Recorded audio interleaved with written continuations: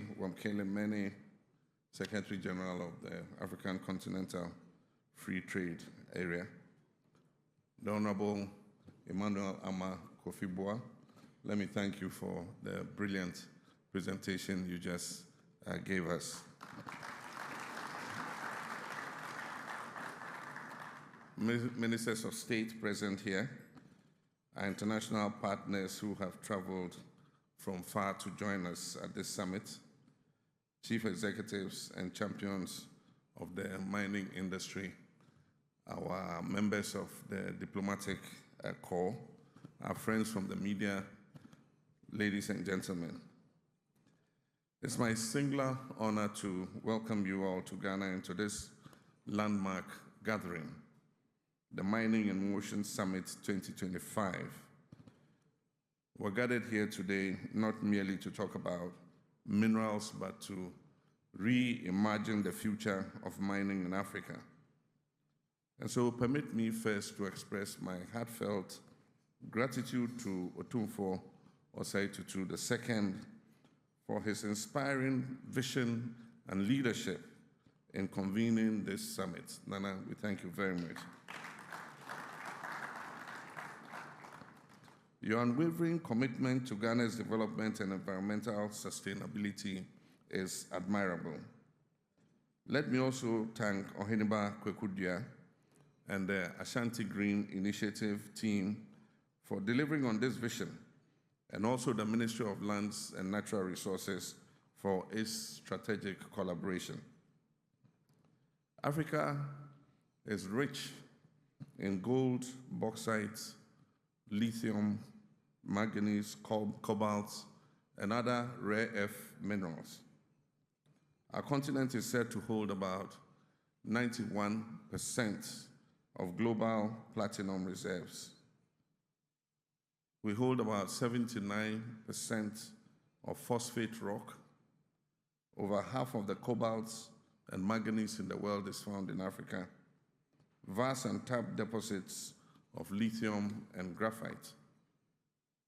And yet we remain among the poorest continents globally. Ghana, as the leading gold producer in Africa, reflects both the opportunities and the contradictions in this sector. Mining contributes substantially to our GDP, to our foreign exchange and employment. But I must say, it has not transformed the lives of our citizens as it should. And so we must ask ourselves the hard question: why does the wealth beneath our feet not translate into prosperity above ground? A major reason is our extractive structure. We export raw materials, raw minerals, and we import finished product. But the real value, which is jobs, technology, and revenue, is captured elsewhere. My administration is committed to moving beyond extraction to transformation.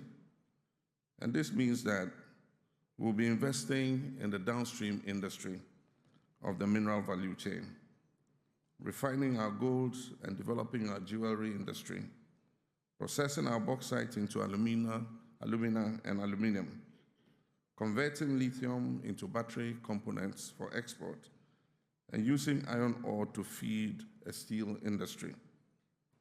We must integrate mining into the broader economic framework, linking it to our manufacturing, energy, logistics, and research.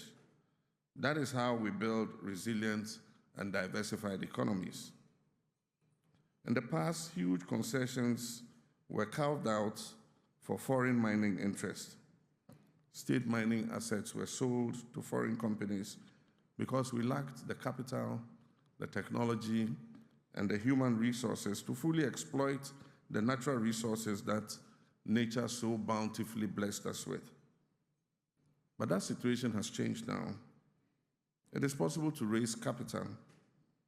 Technology is available. And Ghana has a huge human resource with expertise in every aspect of the extractive industry. We therefore believe that there should be increased participation and investments from Ghanaians in exploiting our mineral wealth. We welcome foreign investors to partner with us in our extractive industry. We want a partnership of mutual benefit. And we commend the relationship we currently enjoy with our partners such as Goldfields, AngloGold, Cardinal Namdini, Newmont, and all the others. We'll soon codify our thoughts concerning increased Ghanaian participation using vehicles like our stock exchange and other instruments to increase participation of the Ghanaian private sector in our natural resource exploitation. As the world becomes more transactional in relations between countries, it becomes even more critical for us to use our natural resource endowment to create prosperity for our people.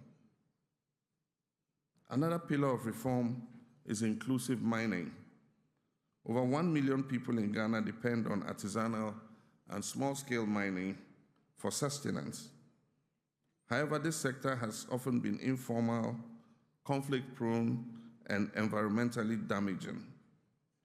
We're therefore taking bold steps to formalize the small-scale mining sector through initiatives such as the Cooperative Mining and Skills Development Program, the Ghana Landscape Restoration and Small-Scale Mining Project.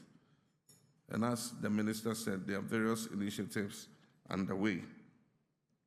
These initiatives aim to provide legal access to land, training, equipment, and shared infrastructure. We also will eliminate the use of mercury and supporting environmentally safe alternatives for mining. Let me be clear at this juncture. Artisanal miners are not enemies of the state. If properly trained and supported, they can be allies in our development.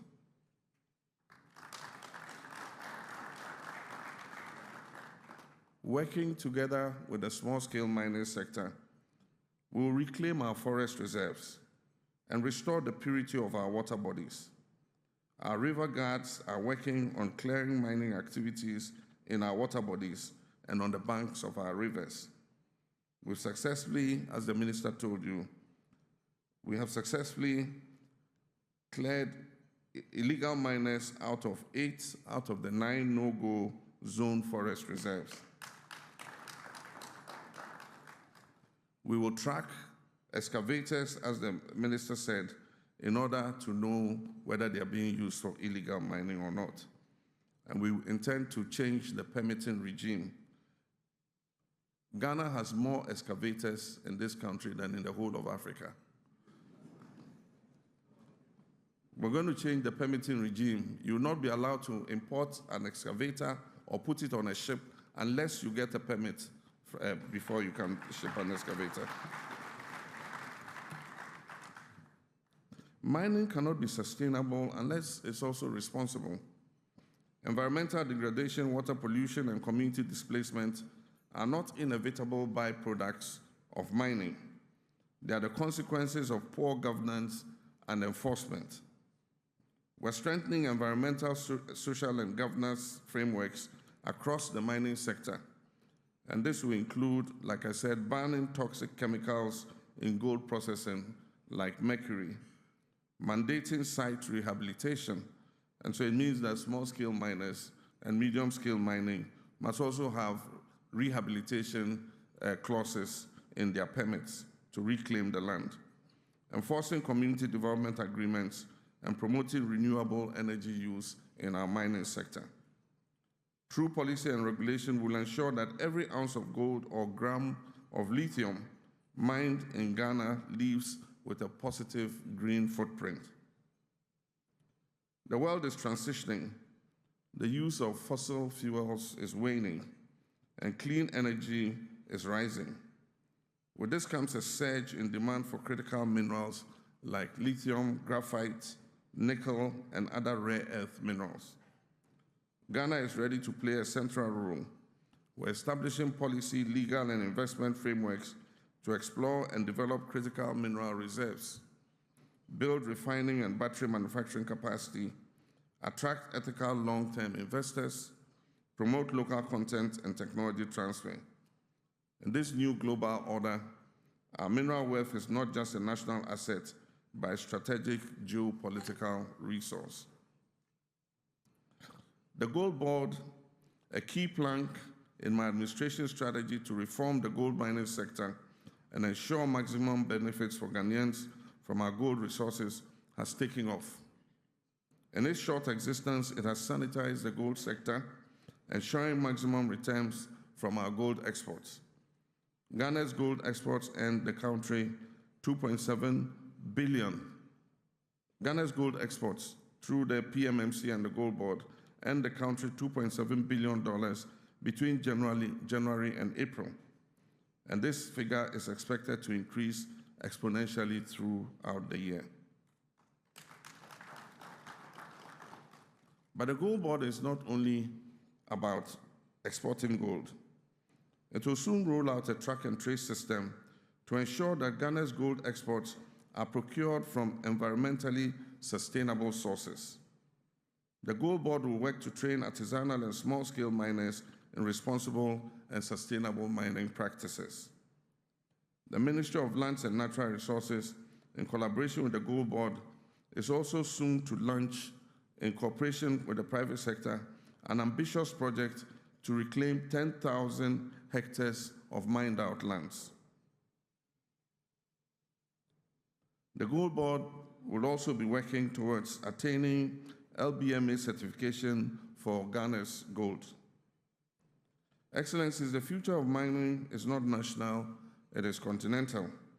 The African Continental Free Trade Area provides us with an unparalleled opportunity to retain value within Africa, establish regional supply chains, create joint refining and research institutions, and strengthen intra-African investment flows. So let us move from competition to collaboration. Ghana is open to partnerships with Guinea on bauxite, with DRC on cobalt, with South Africa on platinum, and all willing nations on mutual beneficiation. For this to succeed, we need governance anchored in transparency and accountability, and my administration is committed to strengthening the Minerals Commission, digitizing licensing and monitoring, publishing mineral revenues and contracts, removing bottlenecks for responsible investors. We'll work to ensure that mining revenues benefit all Ghanaians, especially the host communities. Development must be visible, equitable, and lasting in our mining communities. Distinguished ladies and gentlemen, mining in motion is more than just a theme. It is a declaration that Africa's mineral wealth will no longer be a curse, but will be a blessing. That Ghana's gold will not enrich others while leaving our people in poverty. And that this summit will chart a new path of value, sustainability, and dignity. I therefore call on all present, governments, investors, miners, regulators, and communities to rise to this challenge. Let us lead not just in production, but also in innovation, responsibility, and shared prosperity. With this spirit of cooperation and resolve, I have the honor on behalf of the people and government of Ghana to declare the Mining in Motion Summit 2025 duly opened.